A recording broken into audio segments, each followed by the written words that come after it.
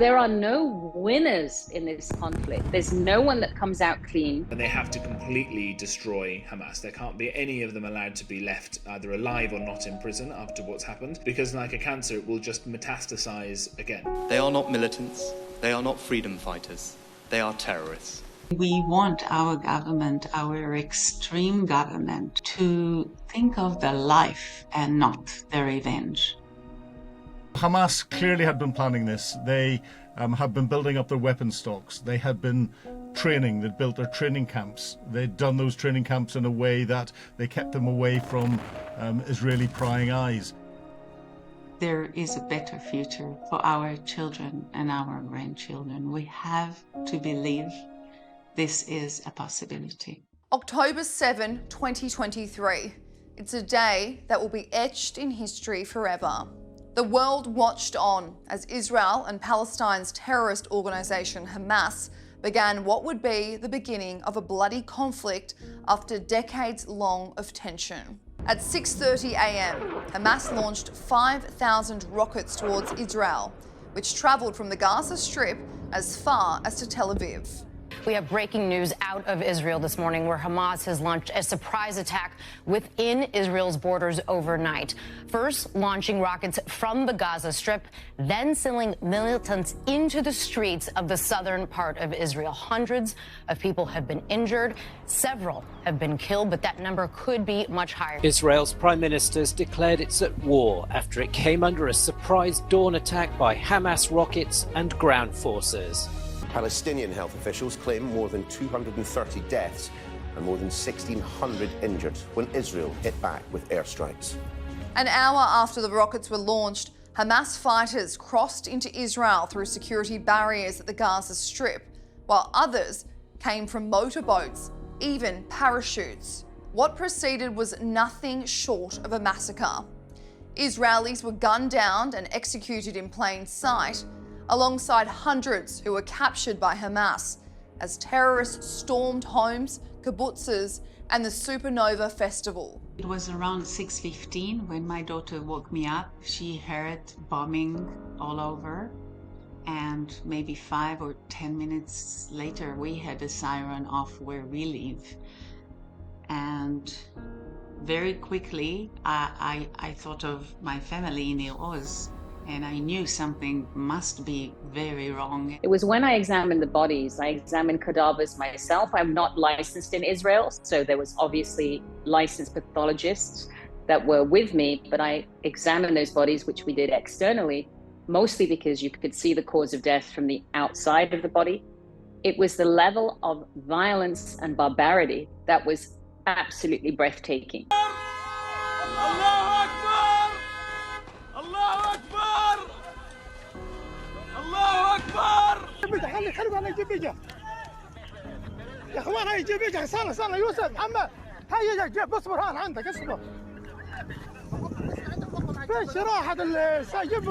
The fact that it surprised the Israeli intelligence agencies meant it's no surprise that it did surprise as well everybody else. This is a complete shock. And I think Israel understood that. There had also been a colossal failure in intelligence, which will take Israel decades to recover from internally themselves. And for years, this prospect was known. I went inside the Hamas tunnels in 2018 that were emerging from the Gaza envelope into a kindergarten. So I walked inside them. So I think a ground operation was inevitable. This is October 7, 1 year on. Within just a few hours, October 7 became the deadliest day Israel had seen in 50 years. 1,200 people were killed, while 250 were taken hostage by Hamas. Hamas's attack, plotted and planned behind enemy lines, completely caught Israel and its allies off guard. I've met with people that survived the ISIS genocide and psychologists that have studied and rehabilitated that community for nearly a decade, and I know about the violence and atrocities that were committed, but this was orders of magnitude more appalling. And then added to that the perpetrators came completely equipped to film it and to broadcast it, to upload it simultaneously. That wasn't only for their sadistic and horrific appetites. nor was it just to recruit other people into their belief system. It was to conduct psychological warfare. Hamas clearly had been planning this. They had been building up their weapon stocks. They had been training. They'd built their training camps. They'd done those training camps in a way that they kept them away from Israeli prying eyes. They will have set up agents that are double agents. So the Israelis will have thought that they were running agents inside Hamas, feeding them information. Hamas were actually using those to feed disinformation back to the Israelis to say, we're spending all our money on the local population. You know, we're not buying weapons. We're not digging tunnels, and to undermine every time something came in, because that fitted quite nicely with the political groupthink that Israel wanted to hear. It was obviously a complete shock. You had somebody like Jake Sullivan in America, who's the national security advisor, boasting in a speech only a week or so before, I think it was, saying that the quietest part of his portfolio, of his brief, was the Middle East. Within an hour, the IDF declared a state of war. אזרחי ישראל, אנחנו במלחמה. לא במבצע, לא בסבבים, במלחמה. Israel quickly decided to fight back by conducting its own airstrikes heading straight towards the Gaza Strip.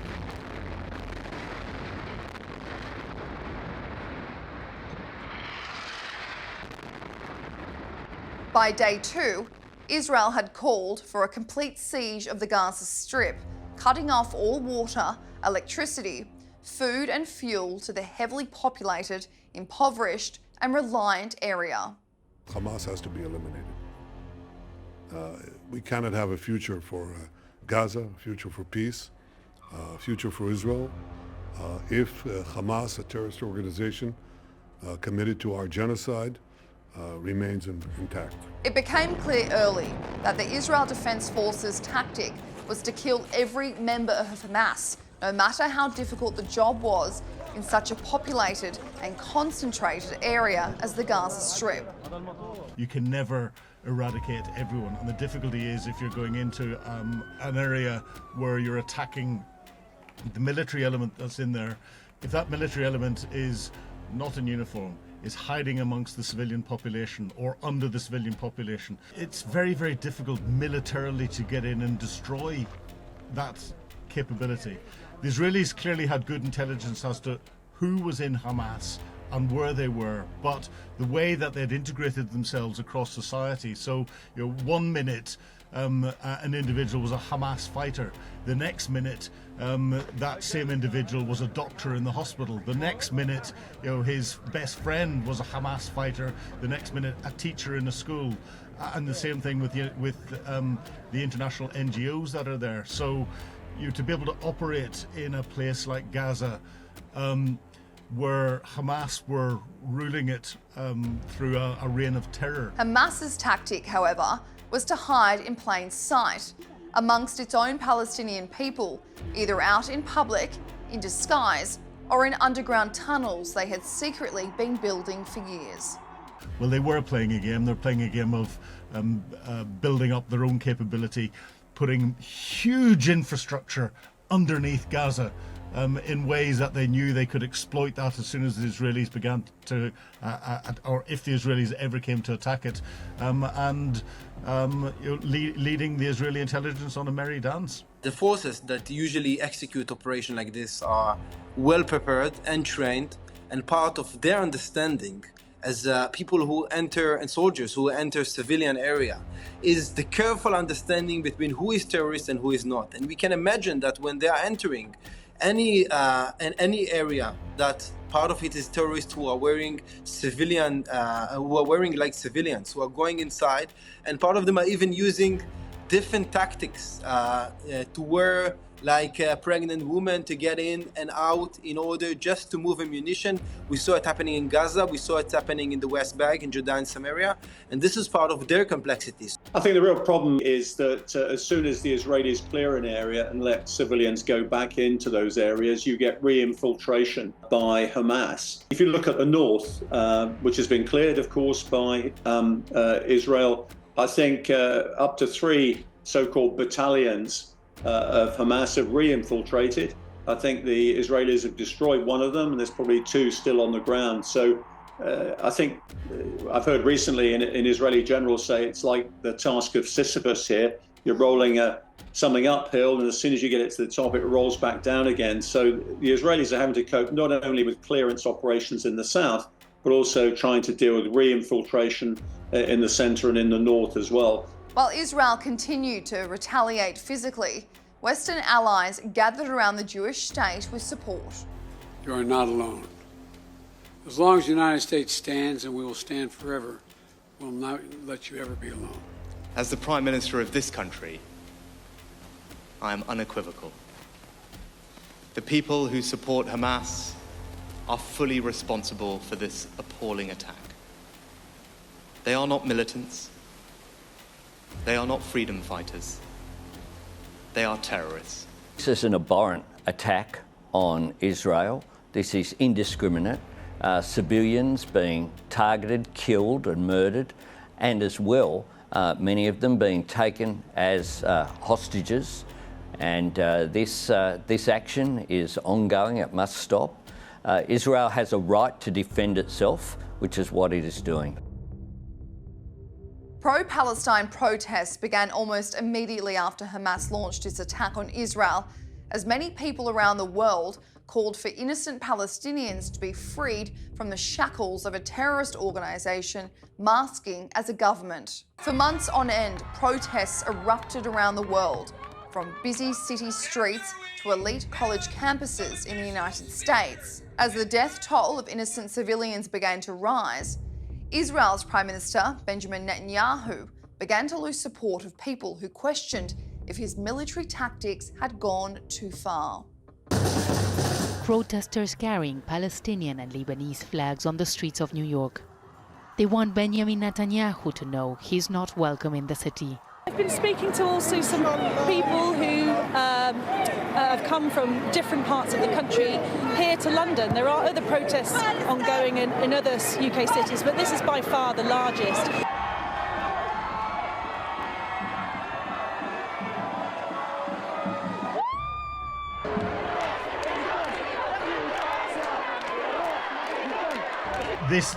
This narrative is one that hits an area where Israel has lost in the conflict, and actually the West has lost it as well, and it's in the information sphere. And unfortunately, our militaries are very, very poor at taking control and maintaining control of that, whereas terrorist organisations are very, very well versed in using it and gaining it and maintaining control over it. If we look at what's going on, Hamas, 20,000 odd fighters. We could debate over the exact numbers that are in there. Every time there is an attack that goes in, every film that you see coming out of Hamas, you only see women and children being injured. You only see pictures of civilian infrastructure being damaged. Now, that civilian infrastructure underneath it or in it and around it are Hamas capability. There has been a very large amount of invented disinformation. But protesting and calls for Israel to stop its military strategies did not come without backlash, as many called for the Western world to be rallying around Israel and to recognise Hamas as a terrorist group.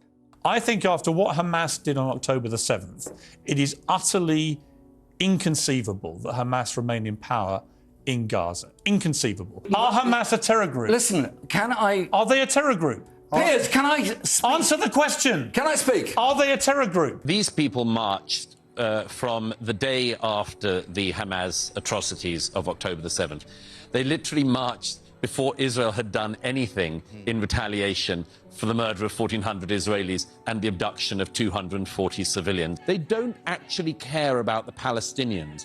What they hate is Israel defending itself. What's going on at the college level and the colleges, Columbia, NYU and others, is a disgrace. The people marching say they want peace, they want a ceasefire, they want an end to the fighting and a stop to the bloodshed.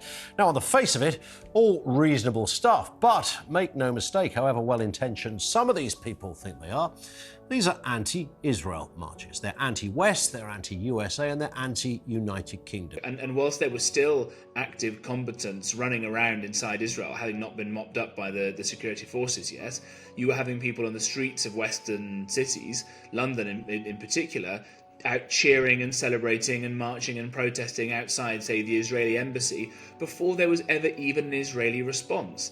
And I think this is a PR war almost as much as it is a ground offensive or an air campaign or anything else like that. Shame on you!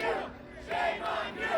Shame on you! Bring them home! Bring them home! Bring them home! Bring them home! You return the children! Over the next few months, the IDF's drastic tactics were causing widespread damage and deaths to Gaza, where millions of Palestinians were sheltering and desperate for safety.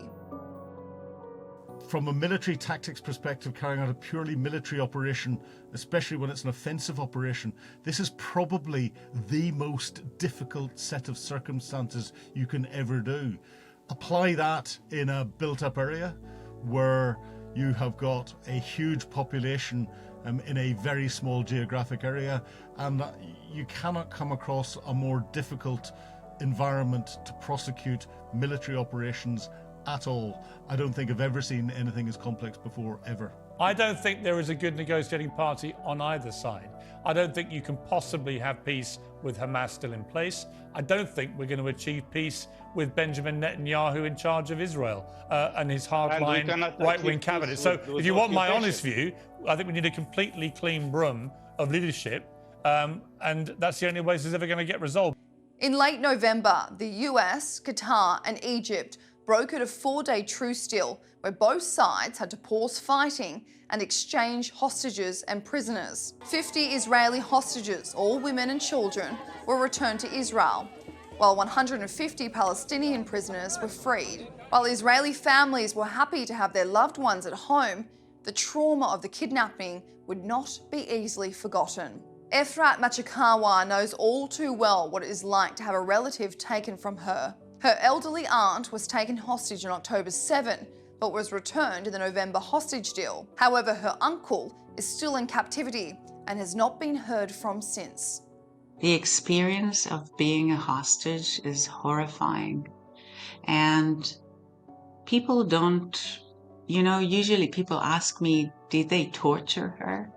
So I just answer, being a hostage as is a torture. Not being able to go to the toilet when you want to go when you're 78 years old and you have different needs is a torture. Not having your water, not having enough food, not having a bed. Imagine all these old people in this tiny little room without much oxygen. It was very difficult for all of them. And the sad fact is that the women from that room came back, but all the members and the friends that were with them were murdered. The 4-day truce quickly ended with Israel beginning air raids on Gaza the next day. Various other ceasefire deals and hostage release proposals have been put on the table on numerous occasions in the last year, usually orchestrated by allies on either side, but they've ultimately failed. Attempts to get a peace agreement between Israel and Hamas, the latest hostage release ceasefire deal, is a no-go. Justice Secretary of State Antony Blinken arrived in the region hoping to finalize a deal this week. Prime Minister Benjamin Netanyahu rejected a plan by Hamas to end the war and release hostages because Israel would have to completely withdraw and leave Hamas in power. Jerusalem Post is reporting that you're 90% there in negotiations with Hamas towards a ceasefire deal. Would you say that's accurate? It's exactly inaccurate. While we agreed in July and in May and July and in August to a deal and to an American proposal, Hamas has consistently said no to every one of them. They don't agree to anything. It seems like a cooked up deal between Egypt, Qatar and Hamas, and nobody really bothered running it past the Israelis. It was then announced ahead of the Israelis really considering it, And to my mind, it was simply a tactical move by Hamas to stall the invasion of Rafah. I don't think there was any substance to it. I don't think Hamas had any sincerity in thinking they were going to implement it, to tell you the truth. Rejections of deals continued to cast Benjamin Netanyahu in a bad light, with many questioning his political tactics. I think the international community is not pushing enough, and I think that our Prime Minister is not doing enough, and he is sabotaging deals that were on the table, and it's his responsibility to bring him back. And I hope he does the right thing. For his dark legacy has to change, and it can change only if they are coming back home. I know that they're crushed. We spoke about this at dinner. There was a special dinner yesterday evening. I'm staying in the home of an Israeli family. It is agonizing for them to realize that the hostages are still not here. One mother of 2 sons said to me, "It makes us feel so wounded. How am I going to send my sons to the army if they can't bring these hostages back?" And as a mother whose children will one day go to the army in the next decade or so, what I believe she's thinking is, how do I know whether my army will do the nth degree to bring back a captive soldier? Because many of these young people would have served in the IDF, or some of them were serving when they were taken kidnapped. I think that's one thing. I think the other thing is, when I think about the Israelis, whoever they are, and not only Prime Minister Netanyahu, but if it was any Israeli leader, it's so abhorrent to be forced to be put in a position where you negotiate with a terrorist group, and then at the same time, the brokers of that dialogue.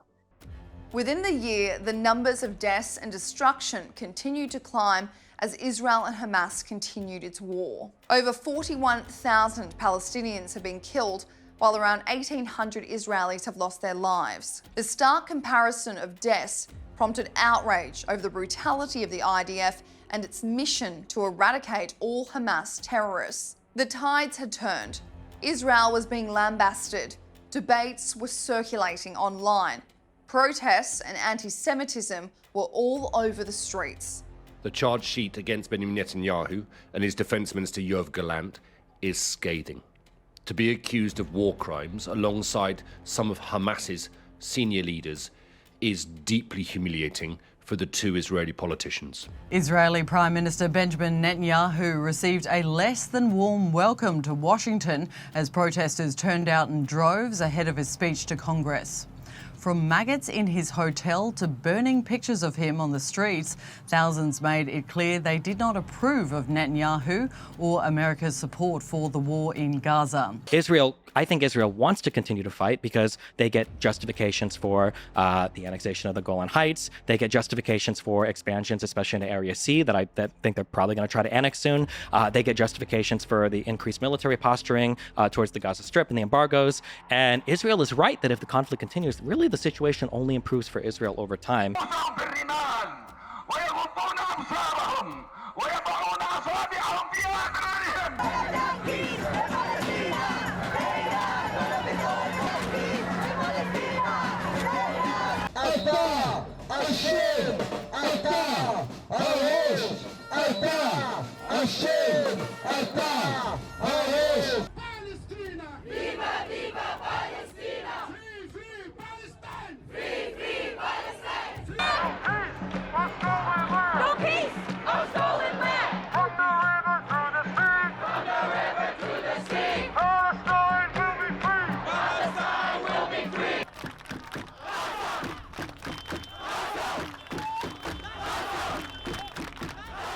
And so some people will just look at the numbers, prima facie, and go, oh yeah, look, 1 lot killed on that side, a lot more killed on that side, they're the victims, and that's it, done. Easy. It's an easy narrative.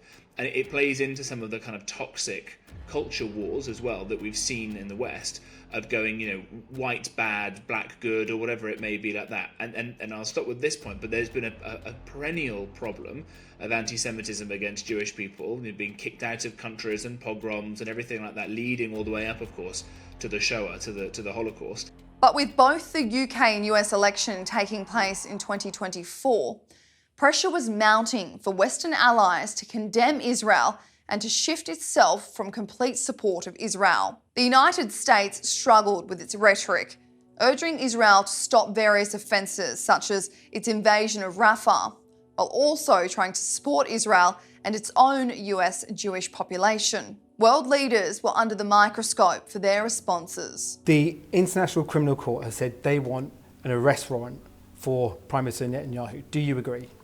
I think the prosecutor has applied to the court, and the court has yet to make a decision, so the court will have to make that decision in due course. I respect their independence. I don't think there's any equivalence between Hamas and Israel.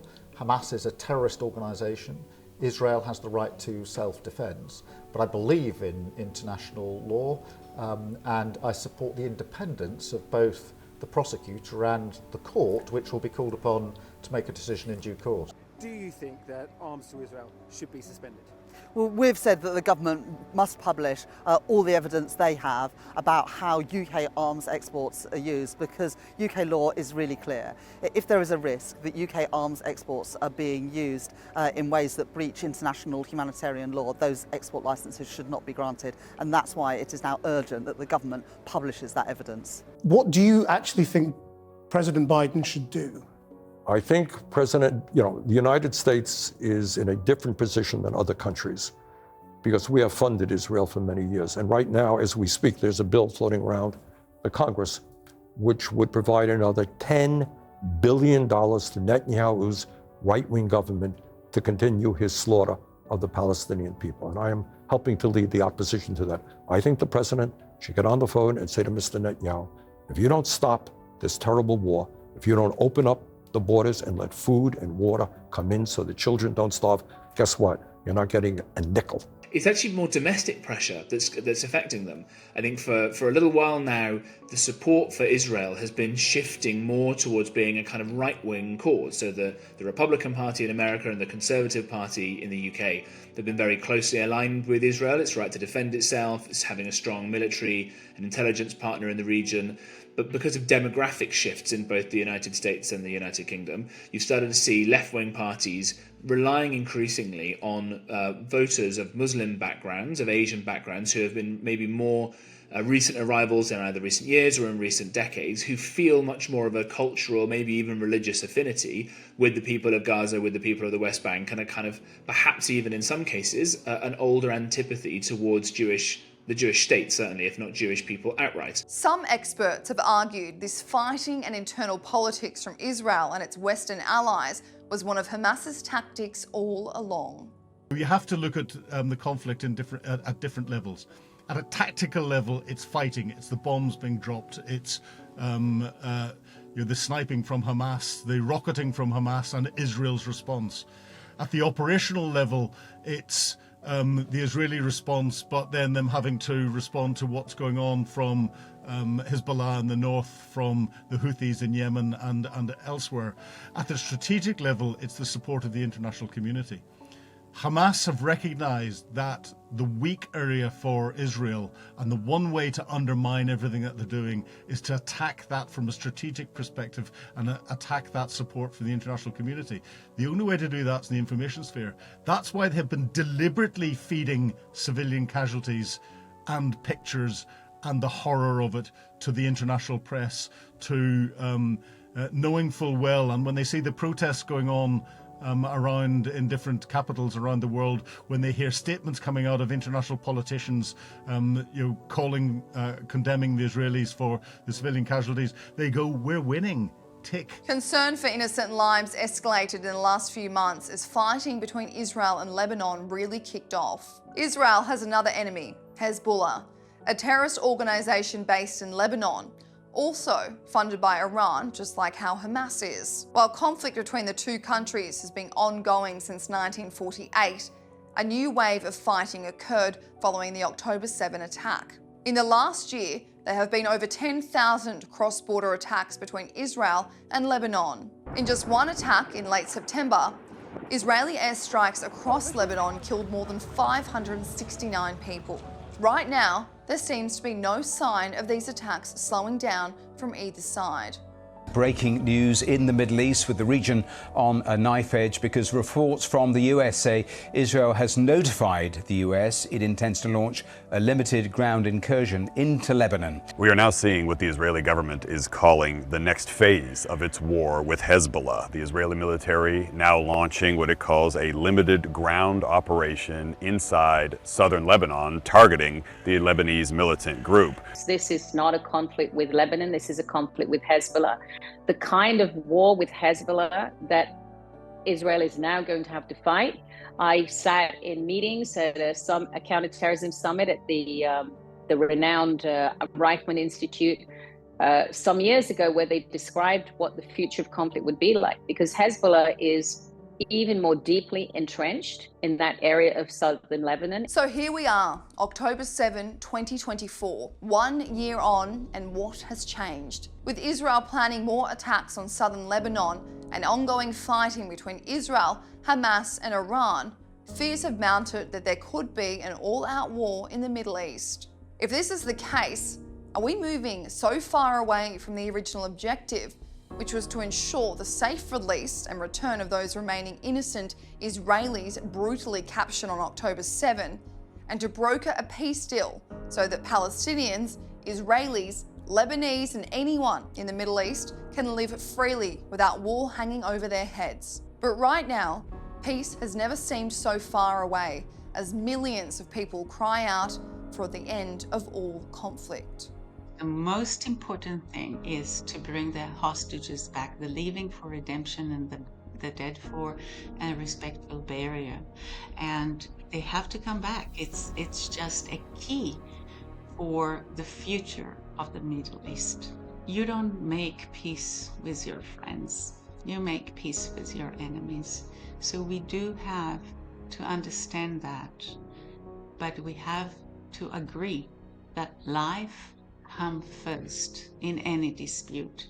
So if we will be able to get to these terms, there is a better future for our children and our grandchildren. We have to believe this is a possibility.